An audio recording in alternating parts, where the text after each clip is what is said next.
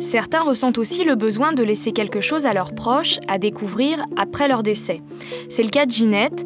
Même si elle n'est pas une grande adepte d'Internet, elle a voulu laisser à ses 3 enfants des messages personnels. Grâce à ce site Internet, ces messages seront envoyés par mail juste après sa mort. J'ai 2-3 petites choses que j'aimerais leur raconter, que je n'ose pas trop, et que j'ai décidé, quand j'ai entendu parler de ça, justement de le dire après le passage. Et je trouve que c'est bien parce que c'est gênant de parler de certaines choses de son vivant, alors qu'après, il y a certaines choses qu'on peut expliquer aux enfants, ce qui s'est passé. J'ai 2-3 petites choses, sans grande importance, absolument, mais que j'aimerais bien leur dire.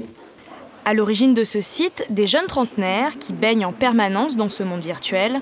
Pour eux, Internet est le meilleur moyen de transmettre ses souvenirs à ses enfants. C'est vrai que c'est plus facile d'écrire un message devant son écran où on peut être seul, on peut rédiger ce qu'on veut, à qui on veut. Ce que l'on met est très important parce qu'il faut que ce soit positif quand même. Je pense que les gens en général n'ont pas envie de laisser une mauvaise image d'eux ou une mauvaise trace. Donc l'idée c'est de pouvoir partager ses bons souvenirs et d'aider les gens, d'aider les proches si jamais on n'est plus là.